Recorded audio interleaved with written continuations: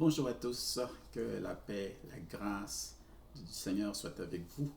Et comme la parole de Dieu nous le dit, que la paix de Dieu qui surpasse toute intelligence garde vos cœurs et vos pensées en Jésus-Christ. Bienvenue à notre partage de la parole de Dieu.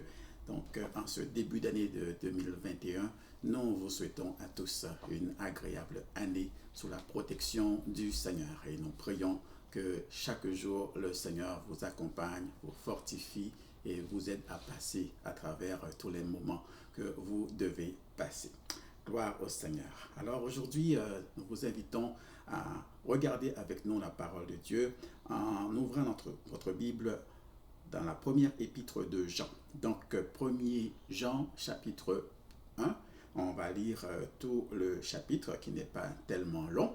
Donc, on va lire ensemble 1 Jean, chapitre 1. Et voilà ce que la parole de Dieu nous dit.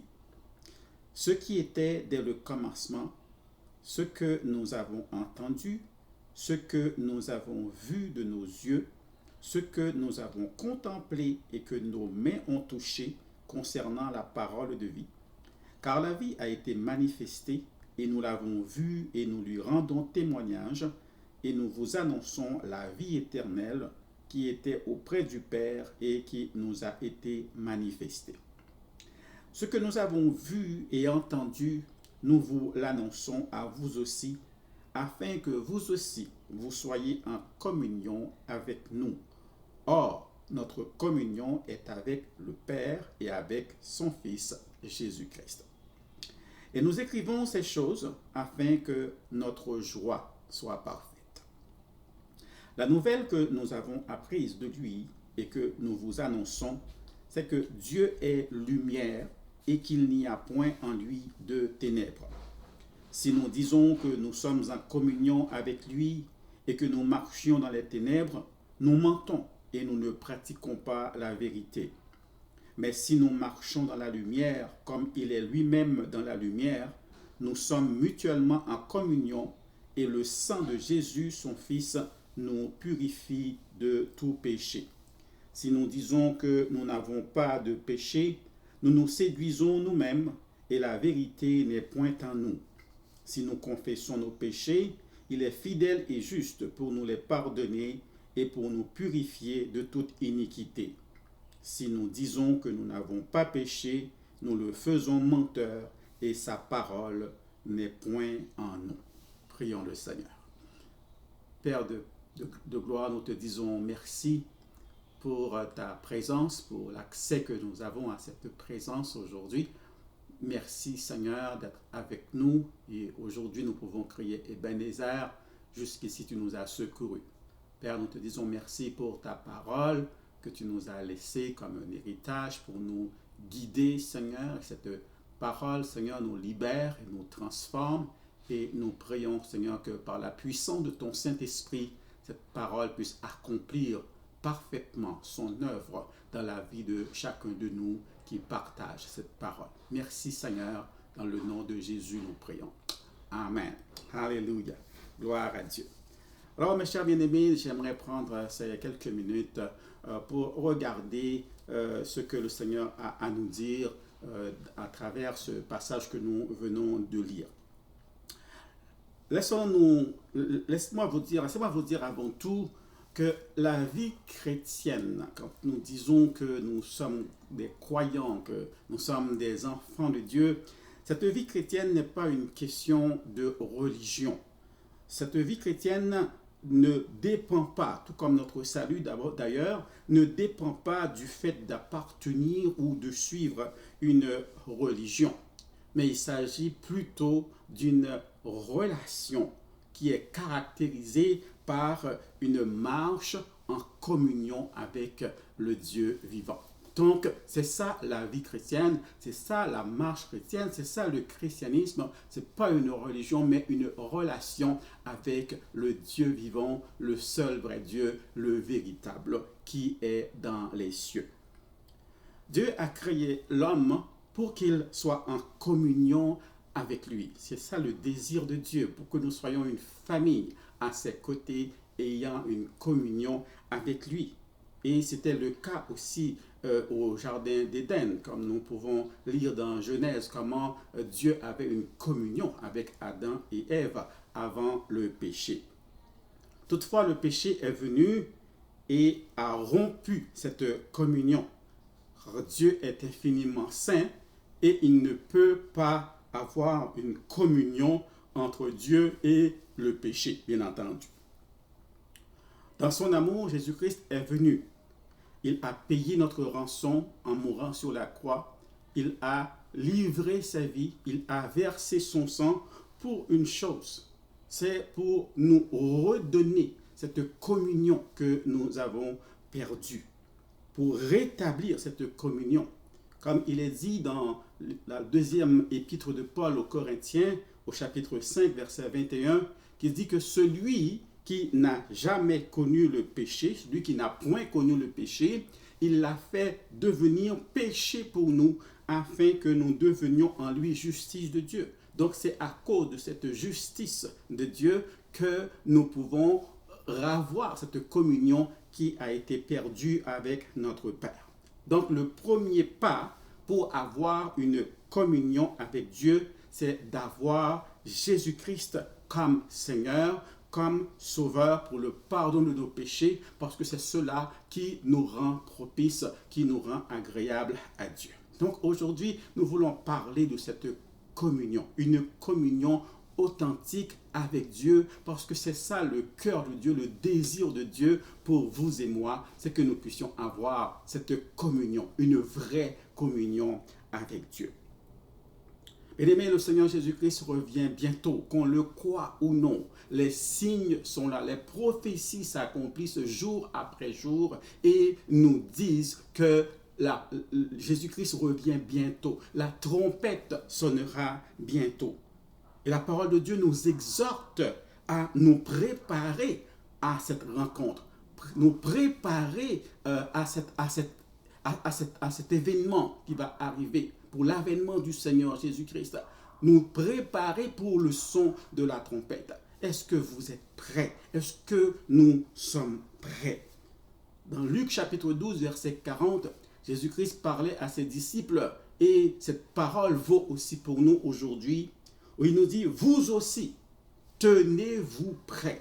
Vous qui m'écoutez ce matin, en ce moment, alors je vous dis, selon la parole de Dieu, vous aussi, tenez-vous prêts, car le Fils de l'homme viendra à l'heure où vous n'y penserez pas. Selon Luc chapitre 12 au verset 40, je le répète, vous aussi, tenez-vous prêts, car le Fils de l'homme viendra à l'heure où vous n'y penserez pas. Mais comment se préparer? Comment se tenir prêt? Donc pour ce faire, nous avons besoin d'avoir cette communion authentique avec Dieu. Et lorsque nous avons cette communion avec Dieu, nous avons aussi besoin de l'entretenir. Aujourd'hui, nous voulons regarder de plus près les caractéristiques de cette communion avec Dieu selon le texte que nous avons lu au début dans 1 Jean chapitre 1. Premièrement, nous sommes appelés à expérimenter une communion qui est à deux dimensions. Si je lis au verset 3, il dit « Ce que nous avons vu et entendu, nous vous l'annonçons à vous aussi, afin que vous aussi vous soyez en communion avec nous. Or, notre communion est avec le Père et avec son Fils en Jésus-Christ. » Donc, nous voyons ici une communion qui va dans deux dimensions. Il y a la dimension verticale, donc notre communion avec notre Dieu, son Fils Jésus-Christ. On pourrait aussi dire notre communion avec le Saint-Esprit, bien entendu. Notre communion de façon verticale avec Dieu. Et l'autre dimension, c'est la dimension horizontale, parce que les deux vont de pair. Lorsque nous sommes en communion avec Dieu de façon presque automatique, de façon tout à fait normale, nous allons aussi être en communion les uns avec les autres.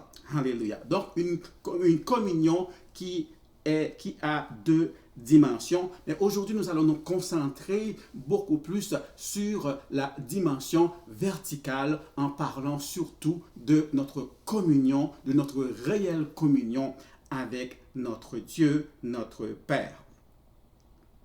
Le mot communion, traduit du grec koinonia, donc, exprime l'idée d'un partenariat, d'une association ou d'un partage, de partage de biens communs, de partage de ce qu'on a en commun.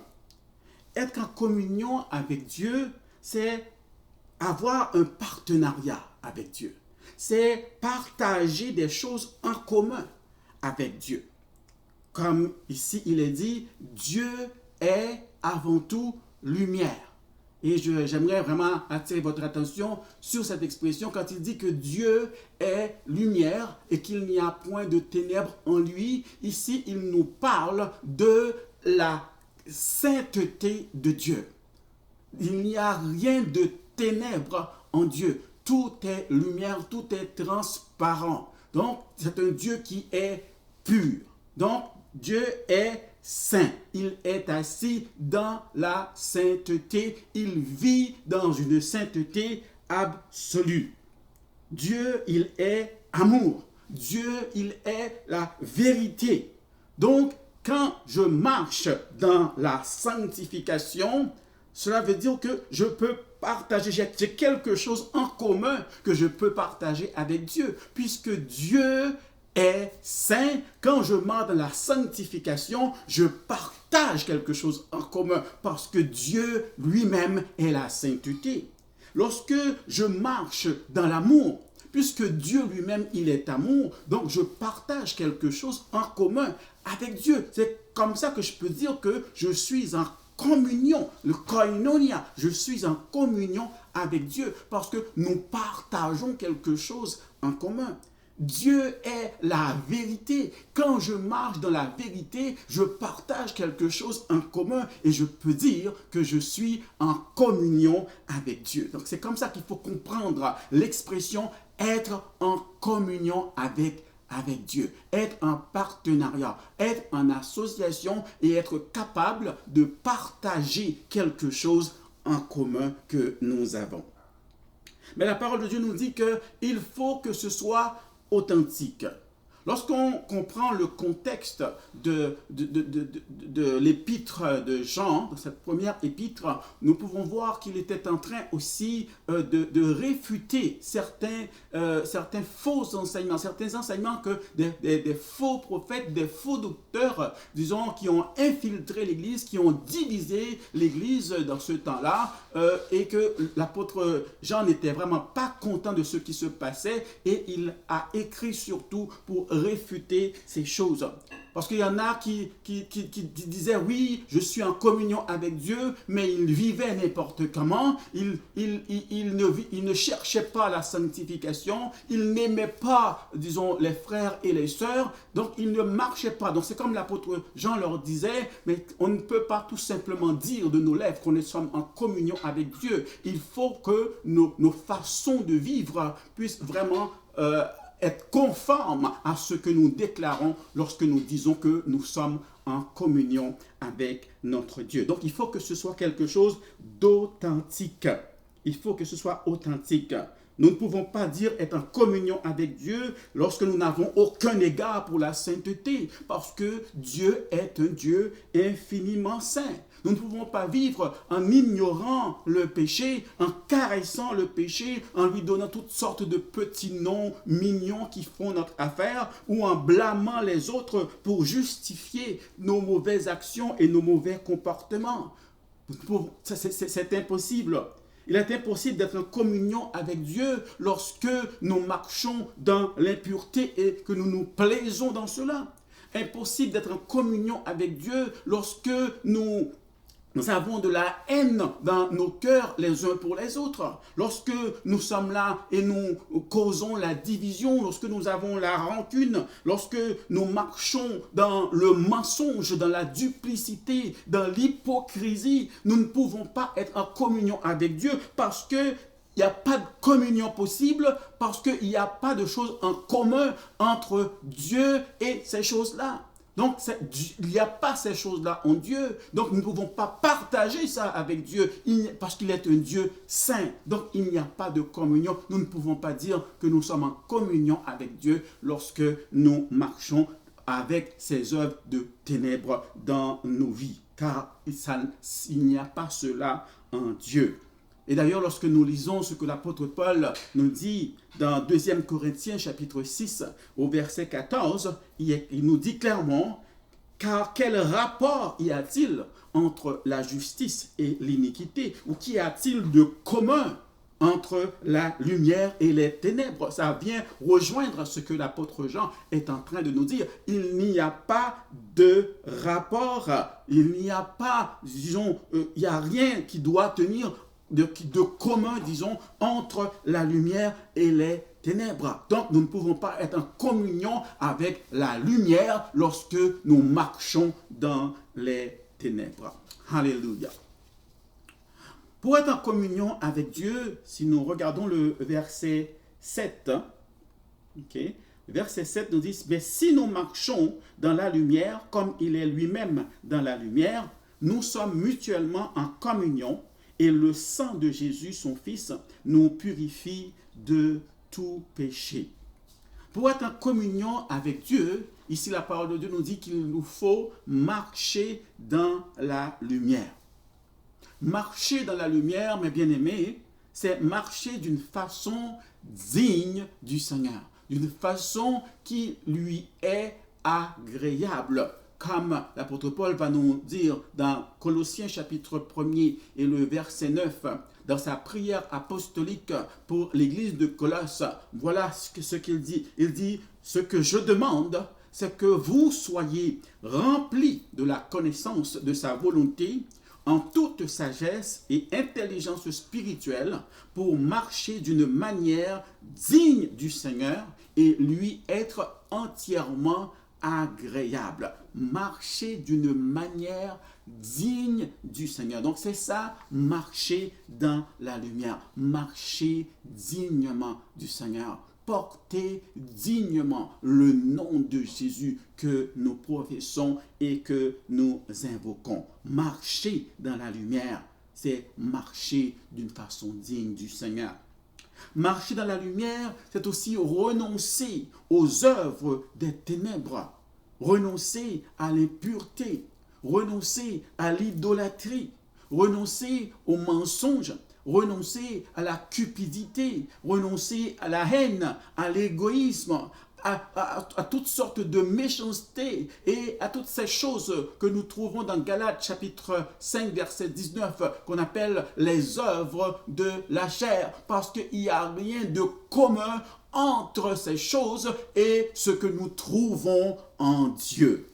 Alléluia. Nous ne pouvons pas être en communion avec Dieu en marchant dans les ténèbres. Ça veut dire en pratiquant les œuvres de la chair, en pratiquant les œuvres mortes qui nous amènent à la perdition. Marcher dans la lumière implique aussi de confesser promptement nos péchés et expérimenter le pardon et la purification de nos péchés offerts par le sang de Jésus. C'est pourquoi il nous dit au verset 8, « Si nous disons que nous n'avons pas de péché, nous nous séduisons nous-mêmes et la vérité n'est point en nous. » Verset 7, je reprends encore, tout à l'heure, il dit, « Mais si nous marchons dans la lumière, comme il est lui-même dans la lumière, il est lui-même lumière, nous sommes mutuellement en communion. » Mutuellement en communion, ça veut dire, je suis en communion avec lui et lui en communion avec moi. Mais pour cela, il y a une condition.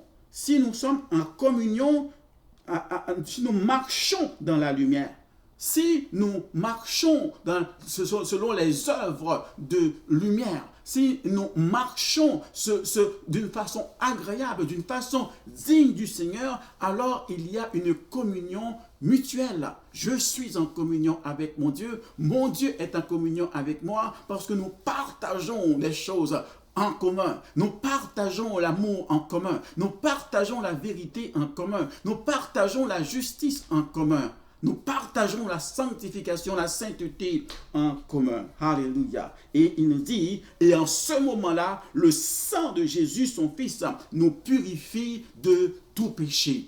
Et pourquoi il nous parle de cela? C'est parce que puisque nous vivons encore dans cette chair qui est toujours tentée par le péché. Donc, c'est impossible pour vous et moi de vivre dans cette vie jusqu'à ce que le Seigneur vienne nous chercher, puis qu'on dit, ben jamais on ne va tomber, jamais on ne va commettre un péché, on va commettre un manquement quelconque. C'est impossible parce que nous sommes encore dans cette chair. Mais c'est pourquoi il dit que le sang de Jésus-Christ nous purifie. Même lorsque nous marchons et que nous sommes en communion avec Dieu, nous pouvons tomber quelquefois, mais il dit le sang de Jésus, son Fils, nous purifie de tout péché. Ce que cela nous enseigne, mes bien-aimés, et c'est une bonne nouvelle, c'est que nous ne sommes pas obligés de rester, disons, loin de la communion avec Dieu. Lorsque nous péchons, ce que le péché fait, c'est que le péché vient rompre la communion avec Dieu. Vous et moi, en tant qu'enfants de Dieu, nous avons une relation avec Dieu en tant que père et enfant. Je suis un enfant de Dieu. Lorsque je pêche, je suis tenté et que je tombe dans le péché, ma relation en tant qu'enfant de Dieu ne finit pas, mais ma communion avec Dieu peut être interrompue parce que Dieu ne peut pas communier avec le péché. Et c'est pourquoi il dit, en ce moment-là, le remède à tout cela, ce n'est pas de rester dans un coin à m'apitoyer sur mon sort. Lorsque le Saint-Esprit met en moi cette conviction que j'ai fait quelque chose qui n'est pas agréable à Dieu et que mon esprit à l'intérieur de moi est attristé à cause de ce péché, il me dit, j'ai un avocat auprès du Père et lorsque je viens, je confesse mes péchés et j'abandonne cette mauvaise voie. En ce moment-là, le sang de Jésus-Christ, son Fils, me purifie de tout péché. Alléluia. Si nous disons que nous n'avons pas de péché, sûrement ce que ces faux docteurs, ce qu'ils enseignaient, donc ils prenaient le péché à la légère. Donc ils appelaient le mal bien et le bien mal pour pouvoir faire plaisir aux gens qui les écoutaient. Ils disaient que donc les choses qu'on appelait péché dans le temps, ils pouvaient le faire et puis dire ah, bon, ce n'est plus grave. C'est comme nous n'avons pas vraiment de péché. Il dit, nous nous séduisons nous-mêmes et la vérité n'est point en nous. Bien-aimés, lorsque nous venons au Seigneur Jésus-Christ, nous avons eu ce qu'on appelle la rémission de nos péchés. Tous les péchés que vous avez pu commettre depuis votre naissance jusqu'au jour où vous avez donné votre vie au Seigneur. Lorsque vous donnez votre vie au Seigneur, tous ces péchés ont été pardonnés. Vous n'avez pas à les citer un à un. Le Seigneur les a pris, il les a déjà portés sur lui à la croix. Il s'est fait pécher pour vous et moi afin de nous donner sa justice. Mais lorsque nous venons maintenant au Seigneur et que nous commençons notre marche avec lui, notre relation et nous sommes en communion avec lui, il est important de garder cette communion toujours vivante. Et comment le faire? C'est toujours venir auprès de lui. Lorsque nous avons péché, nous sommes tombés, alors en ce moment-là, nous venons au Seigneur, nous lui demandons pardon, nous nous repentons, nous confessons nos péchés devant lui et nous abandonnons ce péché-là. Ce n'est pas seulement juste confesser, mais il faut aussi abandonner nos mauvaises voies. Et en ce moment-là, Dieu qui voit la sincérité de nos cœurs, il nous purifie de tout péché et notre communion reste intacte avec lui. Nous pouvons continuer à faire la route avec lui. Alléluia. Que le nom du Seigneur soit béni. Vous savez, marcher dans la lumière, il faut apprendre à confesser promptement nos péchés et expérimenter le pardon que Jésus donne à cause de son sang qui a été versé. Marcher dans la lumière, c'est de permettre à la parole de Dieu de confronter nos pensées, de confronter nos actions, nos motivations, nos attitudes. Et il faut toujours être prêt à nous laisser transformer par la puissance du Saint-Esprit qui vit en nous.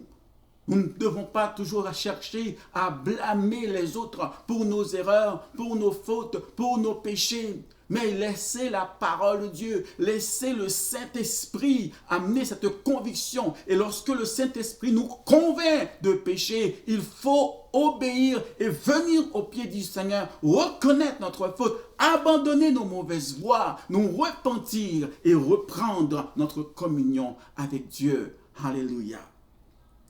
Sinon, nous nous trompons nous-mêmes et nous marchons plutôt dans les ténèbres lorsque nous disons de notre bouche, de nos lèvres, que nous marchons dans la lumière.